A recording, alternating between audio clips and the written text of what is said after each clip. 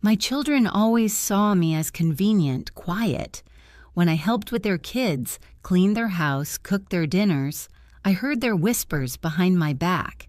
They thought I was too old to catch the hints, too weak to defend myself. And then one day, at lunch, my son's wife smirked and said, "Just sit, knit, stay quiet." I smiled, placed my needles gently in my lap, and said nothing. That same night, while the whole house slept, I took out a box of documents, and I started knitting her something else. Not a scarf, not a sweater, and when she opened the envelope the next morning, the smile froze on her face. Because sometimes the hardest blows come from the ones you're used to treating as background. If this story resonated with your soul, click subscribe and let me know in the comments which city or country you're listening from. I'm truly curious to know where you're tuning in from. When I first moved into their home in Tacoma, Washington, it was early spring, the kind where rain fell lightly in the mornings and left everything smelling like wet bark and moss. The kind where you told yourself the cold wasn't really cold, just something temporary you could shake off with a thicker sweater and a hot cup of tea. I had packed my life into 9 cardboard boxes and a suitcase, and my son Mark helped carry them up the driveway like it was no big deal. I told him not to strain himself. He told me not to be silly, but still, I saw how he avoided meeting my eyes. They'd offered me the room on the first floor, the one that used to be an office before the kids were born. It was small, but it had a window that faced the garden. In the mornings, the light came in at an angle that made everything feel soft and half-remembered. I put my knitting basket next to the armchair in the corner and hung my late husband's framed photograph on the wall. It was enough. I didn't need much. The plan, as Mark explained it, was that I would stay for a while, just until I figured out what came next. After Harold died, the house back in Spokane had become too quiet, too big, too full of echoes and reminders. And when the property taxes went up again, I told myself it was time. Mark offered, I accepted. It all happened faster than I expected, like most decisions that follow loss. Clara, his wife, was pleasant at first, always polite. She thanked me for helping with the kids, smiled when I folded the laundry, complimented my cooking when I made her mother's chili recipe from memory. But even in those early weeks, I could feel the invisible boundary she never let me cross. Everything I did was appreciated, but never invited. She managed her home like a carefully choreographed performance, and I had entered stage left without a script. The kitchen became my place, by default more than agreement. I didn't assert myself. I simply filled in the spaces they left open. When breakfast dishes were left in the sink, I washed them. When the baby cried in the night, I rocked him. When Clara forgot to take the laundry out of the dryer, I folded it into neat, warm stacks and left them on the stairs. I told myself I was helping, that I was being useful, that it mattered. But gradually, the lines blurred. My hands were in everything, yet I was nowhere. Clara never criticized me directly. She didn't need to. Her silences did the work. The way she rearranged the dishwasher after I had already loaded it.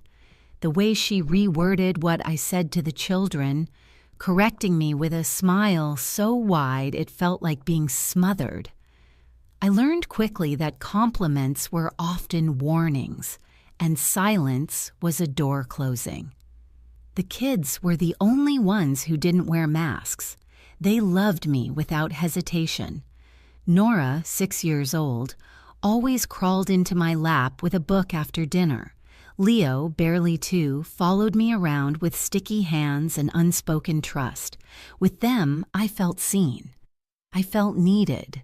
But adults had learned how to ignore you with kindness. I remember one afternoon in particular. I was sitting at the edge of the kitchen table sorting through green beans with a bowl in my lap.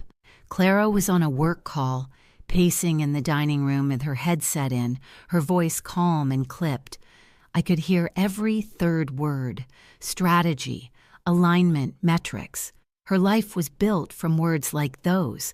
Mine had been built on smaller, softer ones. Mark came home that evening late, tired, distracted. He kissed Clara on the cheek, gave me a half hug, and turned on the TV for the kids. We ate dinner together, all 5 of us, but it felt like a table divided by more than just plates. When I tried to mention something I'd read in the newspaper, an article about elder care funding, no one responded. I let the sentence hang there until it dissolved into the clinking of forks. Afterward, Clara cleared the table without asking for help. I offered anyway. She said it was fine. I went back to my chair in the corner and picked up my knitting. My hands moved on their own, the yarn soft and familiar. I had knit for decades. Blankets, hats, scarves, sweaters. I knit through grief, through boredom, through joy. But that evening, it felt different. Like I was knitting, not for warmth or purpose, but to fill a space that had no shape, a space that was slowly swallowing my voice. I didn't say anything when they turned the living room lights low. I didn't say anything when Clara closed the kitchen door behind her. I just sat there, at the edge of the kitchen, half in, half out. That night, in bed, I stared at the ceiling and thought about how easy it is to become a background character in your own life. I wondered how many women had found themselves like this, tucked into corners, thanked but not included, visible but not heard. And I wondered what it would take to change that. I didn't know the answer yet, but I would. It was a Sunday afternoon in late May, the kind where the sun came in bright streaks through the windows, casting long shadows across the hardwood floors. The air smelled like lemon wood polish and garlic from the roast I had started earlier that morning. I had spent most of the day in the kitchen, moving between the stove, the counter, and the dining table. It was Nora's birthday, and Clara had invited a handful of their neighbors and friends, people I barely knew, people who barely looked my way unless I was holding a tray of something warm. The living room had been decorated with pastel balloons and gold foil streamers. The dining table was set with matching plates and napkins that Clara had ordered online. Everything looked perfect. Everything always did when she planned an event. She had a way of controlling every detail as if her identity depended on it. I kept my head down and did what I always did. I helped. I stayed in the kitchen, refilling the lemonade, keeping the counters clean, making sure the appetizers didn't run out. When the doorbell rang and the guests began arriving, Clara greeted them with wide arms and practiced laughter, her voice rising in pitch just slightly, a melody of charm and presentation. No one asked who had made the spinach quiche, or the strawberry shortcake, or the delicate cucumber sandwiches cut into perfect squares. I didn't expect them to. That wasn't why I had made them. I did it because I thought it mattered. I stayed mostly behind the scenes, slipping in and out of rooms like a house ghost. The children ran around screaming, high on sugar and freedom. I smiled when Nora hugged me in passing, her face flushed from the sun and excitement. That was the only thank you I needed. It happened sometime after the cake. The party had spilled into the backyard, and I had stepped outside with a fresh tray of fruit skewers. Clara was standing near the patio table with 3 of the other mothers, young, polished women with smooth hair, manicured nails, and designer sunglasses perched on their heads. They were laughing about something. I didn't mean to interrupt. I simply offered the tray. Clara glanced at me, barely lifting her head. She smiled, but it wasn't real. It was the kind of smile people give to store clerks and mail carriers. Polite, dismissive, transactional. One of the women complimented the fruit presentation. Clara made a sound that wasn't quite agreement, then turned back to me and said the words I wouldn't forget. "Why don't you just sit and knit, Mom? Everything's handled." The way she said it, sweet and sharp in the same breath, felt like a slap dressed in lace. I froze for a moment, tray still in my hands as the words settled into the air between us. She didn't say it angrily. That would have been easier in a way. It was the softness of her tone that made it worse. The way she used Mom like placeholder, a prop in her perfect afternoon. The other women chuckled politely.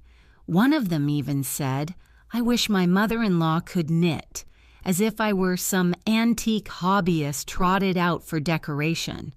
I nodded as if I agreed. I set the tray down on the side table. I didn't speak. I didn't argue. I didn't even let my face change. Years of holding my expression in courtrooms had taught me how to stay neutral when everything inside was boiling. I turned and walked back into the house. The air indoors was cooler, quieter.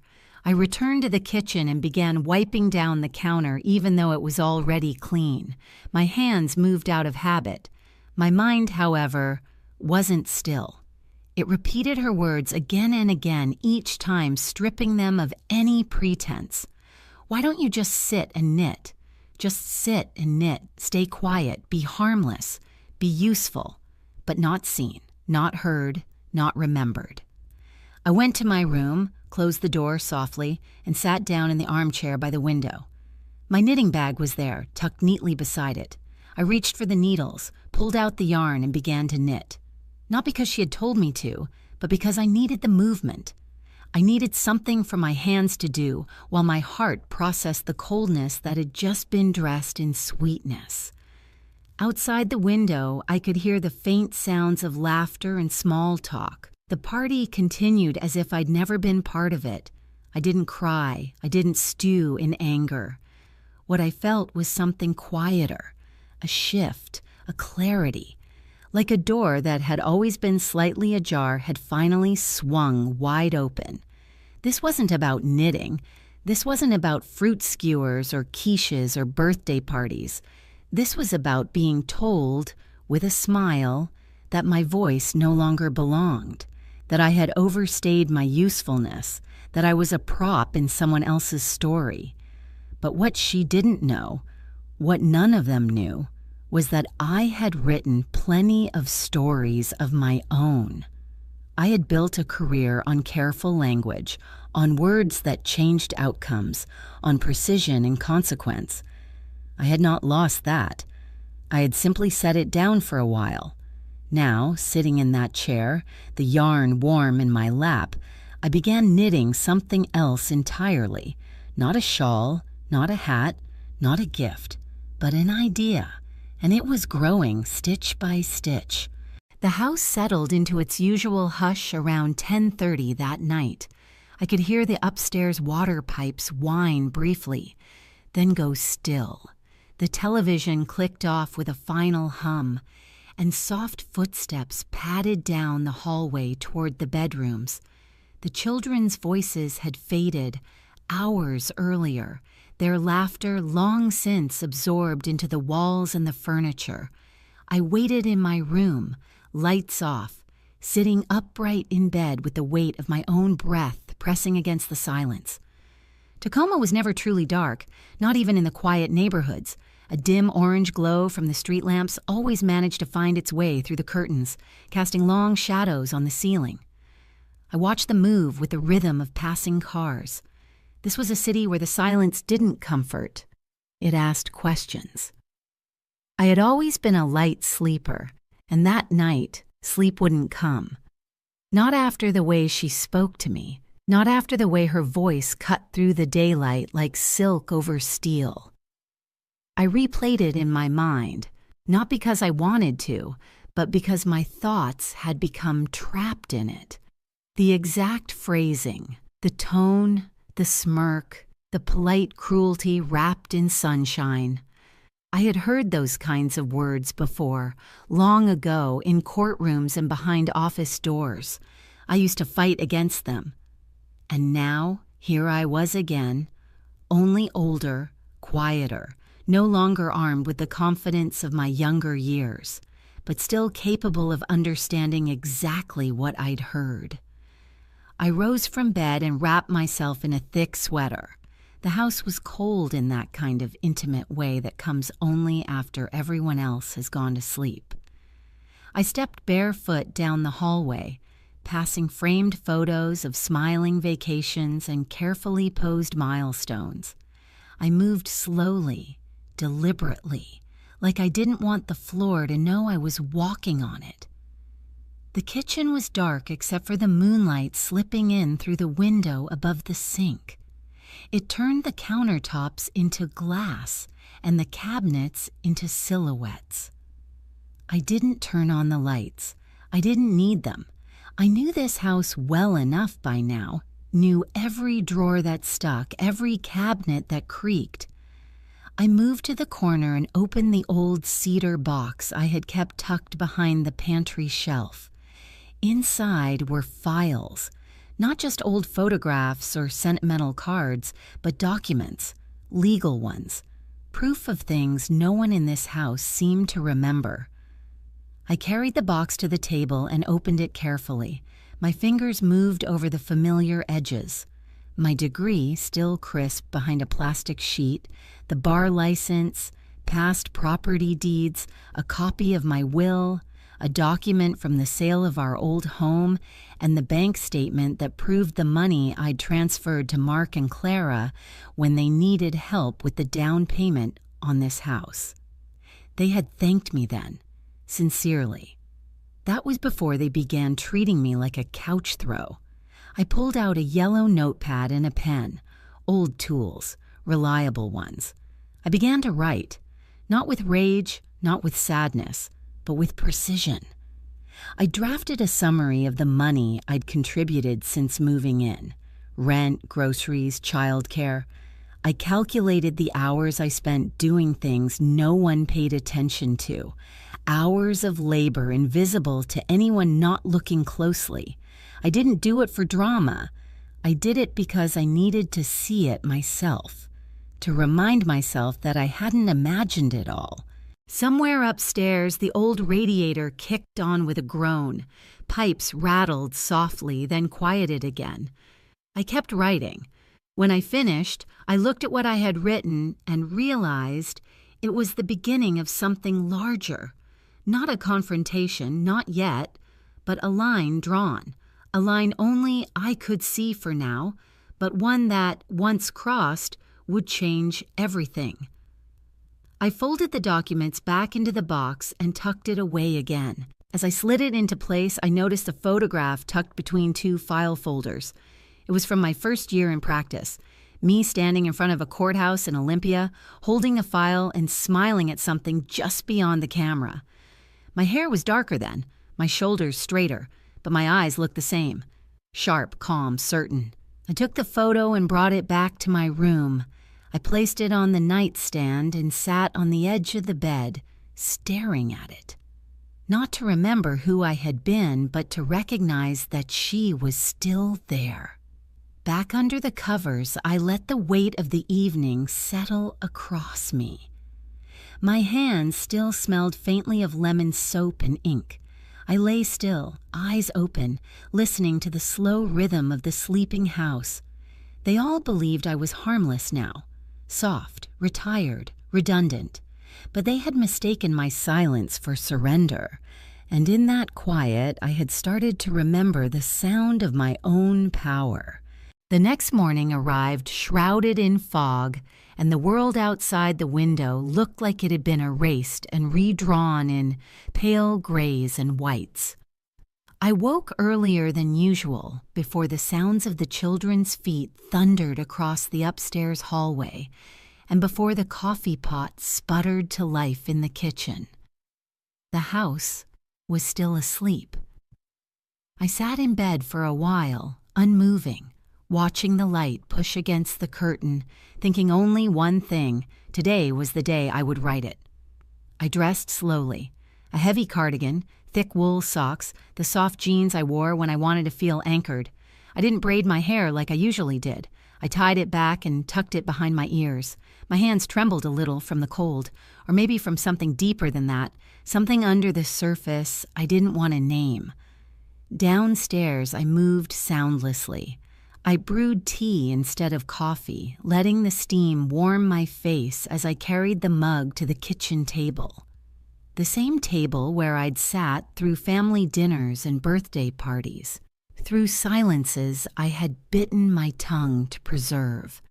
The same table where I'd watched them forget I had a voice.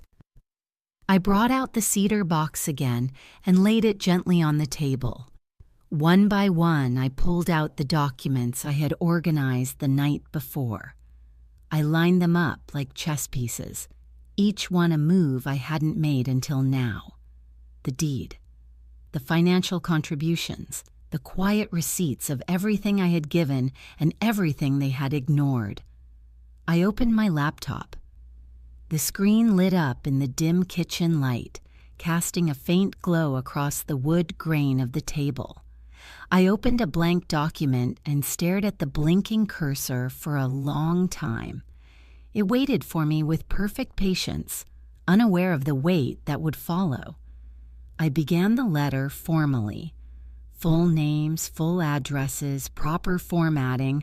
This wasn't going to be a plea or an emotional outburst. This was going to be a record, a statement, a line in the sand. I addressed it to both Mark and Clara. I explained point by point the financial arrangement I had helped create for them when they bought the house. How I had contributed not only money, but time, care, and unpaid labor. I listed the hours I spent each week with the children, the meals, the cleaning, the errands. I calculated what that labor would cost if they had paid someone else for it. I listed those numbers, not to punish, but to quantify. I detailed the ownership terms we had once agreed on. I reminded them that the house was not solely theirs, that I still legally owned a significant portion of the property, that if I chose to exercise my rights, I had every legal avenue to do so. And then I gave them a choice. Either they could buy out my share of the house at the current market rate within 60 days, or I would begin proceedings to sell my portion, forcing a sale of the entire property. I wasn't asking. I wasn't warning. I was informing. I ended the letter with a single sentence that I rewrote 3 times before it felt right. Respect, like space, must be shared or reclaimed. I saved the file, printed 2 copies, and signed both in blue ink. My name looked smaller on the page than I remembered it being, but no less sharp. I folded each letter into a plain white envelope and sealed them. No return address, just their names, written in my careful handwriting. I called the courier service before they woke up. Scheduled a same-day delivery. I didn't want to hand the letters to them myself. That would make it personal, emotional. This wasn't personal anymore. It was practical. I had spent enough years managing other people's emotions. This letter was the first thing I had done purely for myself in a long time. After the call, I poured a fresh cup of tea and stood at the window. The fog was starting to lift, revealing the outlines of trees and rooftops. It reminded me of how truth slowly reclaims its shape when the haze of politeness clears. The courier arrived just after 10. I handed him the envelopes and gave him the names, the exact instructions. He left quickly, without asking questions. I closed the door and leaned against it for a moment. The quiet that followed didn't feel like defeat or fear. It felt like a beginning. Upstairs, I heard Clara's voice calling to the children. Doors opened, water ran. A day was starting like any other, but I knew it wouldn't end the same. Back at the table, I cleared the documents, put them neatly back into the box, and returned it to the cabinet where I kept the cookbooks. No one ever looked there. I didn't wait for their reaction.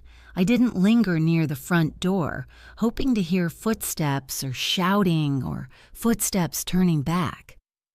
I returned to my knitting basket, sat in the sunlit corner of the living room, and picked up the scarf I had started weeks ago. My hands moved slowly at first, then steadily, rhythmically. I didn't knit to stay quiet. Not anymore. I knit because I had something worth protecting, and for the first time in a long time, I knew they would have to listen. The courier must have handed her the envelope sometime before noon, because by 12:15, the rhythm of the house changed. I was in the backyard, clipping dead blooms off the rose bushes, when I heard the door open behind me, then slam shut harder than usual. Clara's footsteps moved through the house in sharp, erratic beats, as if she didn't know where she was going but couldn't sit still either. I didn't turn around. I kept trimming, my hands were steady. Inside, a door creaked, drawers opened and closed, the kitchen cabinet, the hallway closet.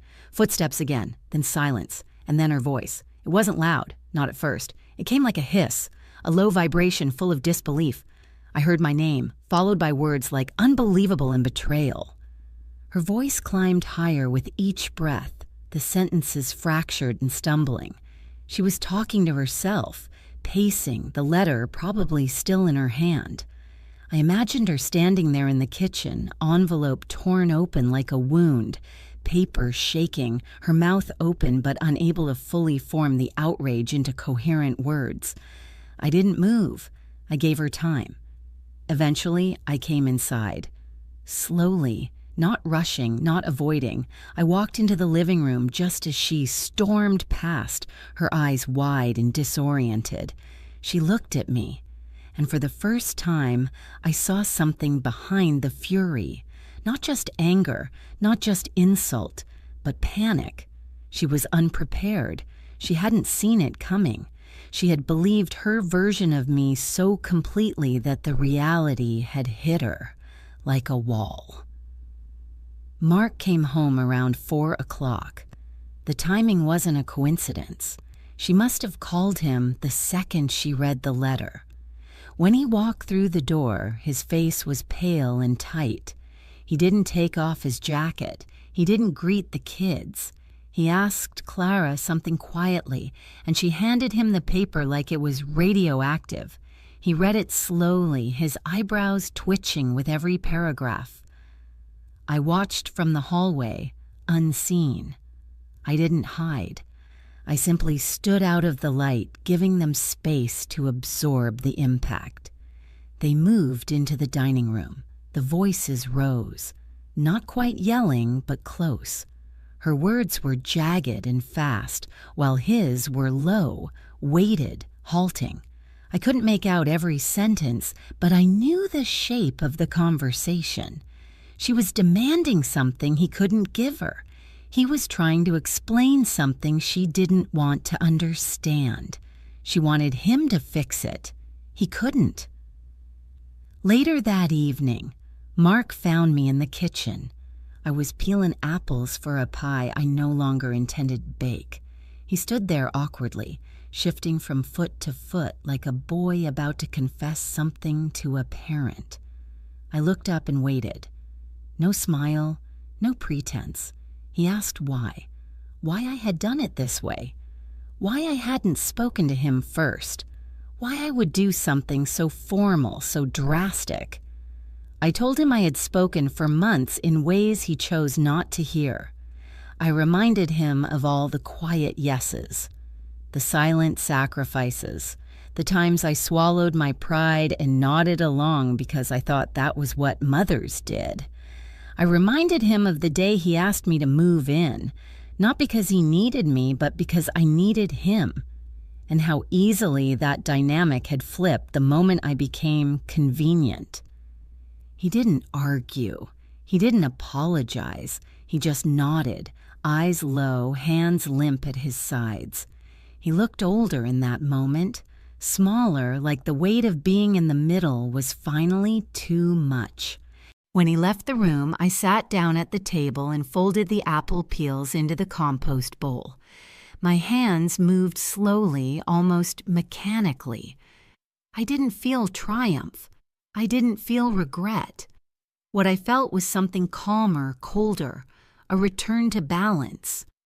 The rest of the night was oddly quiet. No more outbursts, no slamming doors. Clara didn't come down for dinner. Mark reheated something from the fridge and ate, standing up, barely touching his plate. The children were kept busy with screens and snacks. No one said my name. Before bed, I stood at the foot of the stairs and listened. Their voices floated down in muffled arguments, fragments about ownership, timing, options. I heard my name again. A harsh whisper this time. I returned to my room and closed the door gently. The house around me felt heavier, as if the walls had absorbed the shock and were still ringing from the impact. I sat in bed with my knitting in my lap, but didn't touch it. I watched the shadows drift across the floor and thought about how quickly power shifts when truth is finally spoken. She had told me to knit and stay quiet, and I had, until the moment came when the silence no longer protected me, but her. Now, the silence belonged to them, and the sound they would remember was not my voice. It was the rustle of legal paper, the weight of consequence, and the realization that I had never been powerless, just patient. The house didn't explode after the letter. It crumbled, slowly, like fabric pulled too tightly for too long, fraying at the seams until threads slipped loose and no one could remember where the strength used to be. Everything looked the same from the outside, but inside, nothing fit anymore. Nothing held. Clara stopped speaking to me.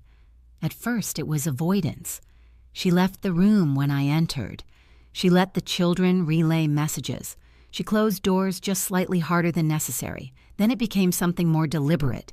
She would walk past me with a look that wasn't quite a glare, but wasn't neutral either. She didn't lash out. No raised voice, no direct accusations. But her silence turned sharp. She wielded it like a blade. Mark was quieter, too. Not with anger, with shame.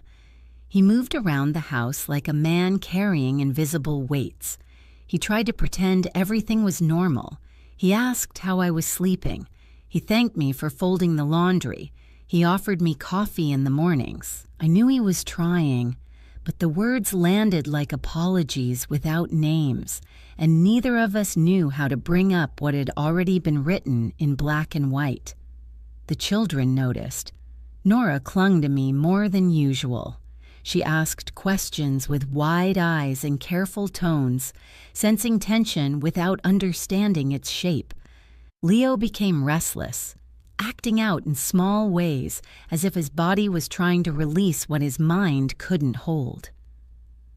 I softened my voice when I read them stories. I held them longer before bed. I smiled for them even when my chest felt hollow.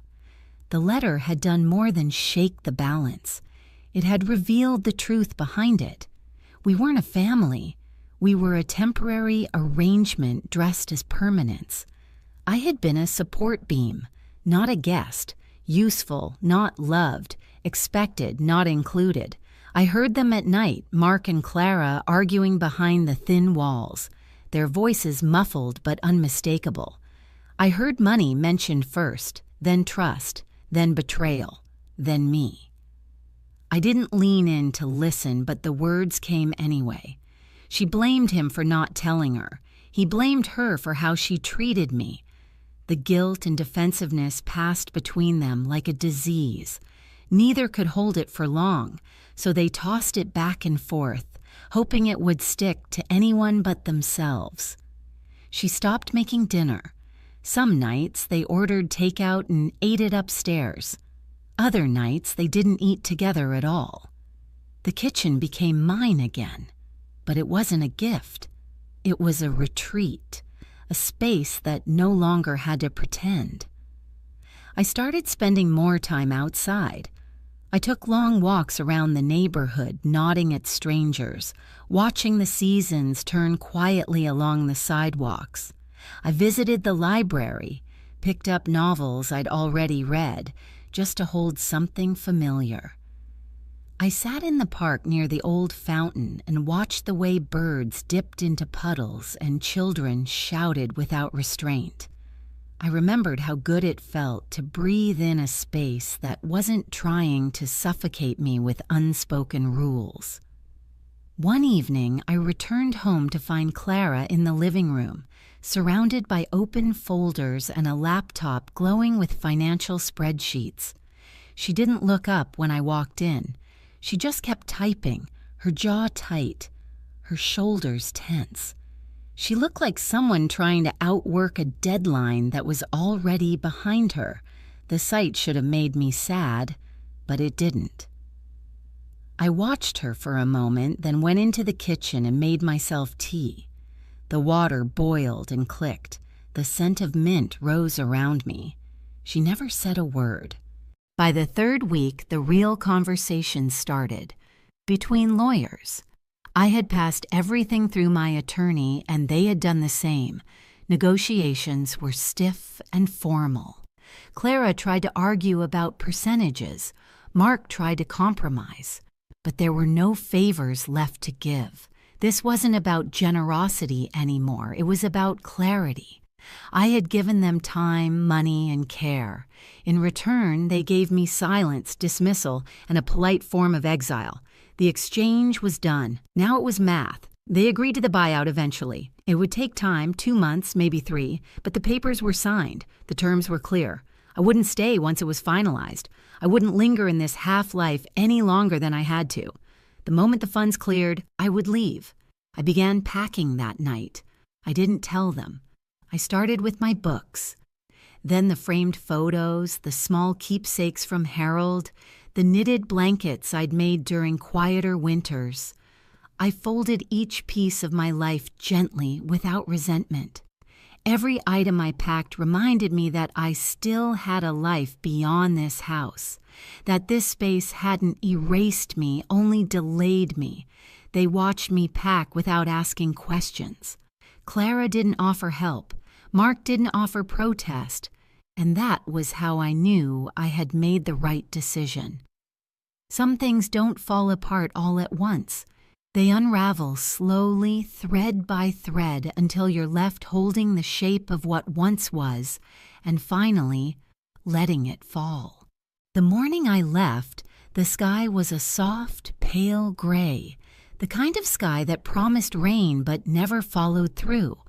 The air in Tacoma had turned cool again, as if the summer had changed its mind and stepped back into spring. I woke before anyone else.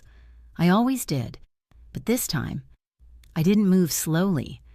I didn't linger in bed or sit quietly at the window with my tea. I got dressed with purpose, every motion steady and silent. Most of my things were already packed. The boxes were stacked neatly by the front door, labeled in my careful handwriting. I hadn't needed much help. I hadn't expected it either. Over the last few weeks, the atmosphere in the house had grown thin and distant, like we were all breathing borrowed air and waiting for someone to finally exhale. I walked through the house one last time, barefoot the way I used to when the children were sleeping. I moved room to room without turning on the lights, letting memory guide me.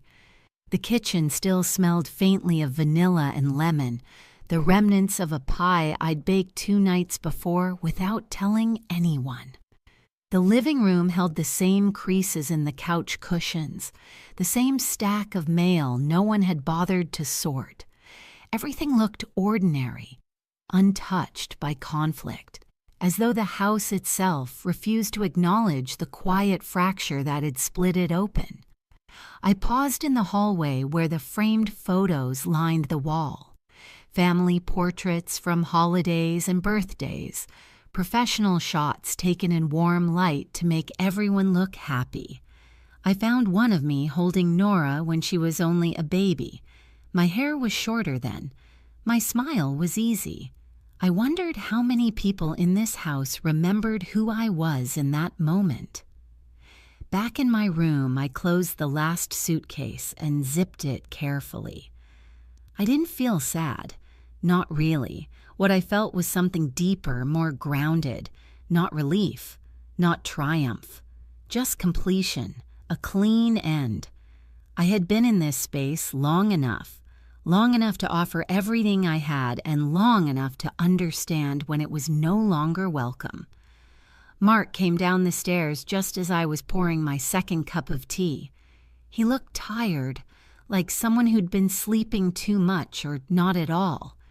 He stood in the kitchen doorway for a moment, eyes on the boxes. His lips moved as if he wanted to say something, but whatever it was got stuck somewhere between his throat and his guilt. I didn't speak. I didn't make it easier for him. He asked if I needed help loading the car. I told him no. Everything was handled. He nodded, walked past me to the sink, and turned on the faucet like it was something to do with his hands.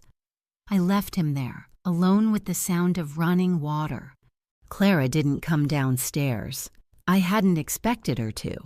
She hadn't looked me in the eye since the papers were signed. Not out of shame, I think, but pride. A pride that had hardened into silence. It was easier for her to ignore me than to admit what she'd done, and what she'd lost. The children were still asleep. I'd said my goodbyes the night before.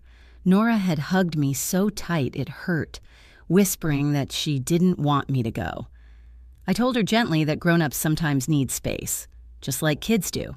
She didn't understand, not fully, but she nodded anyway.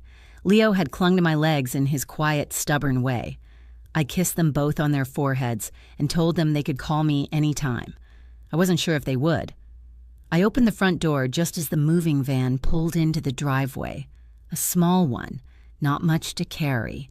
A life condensed into a handful of boxes and a few suitcases.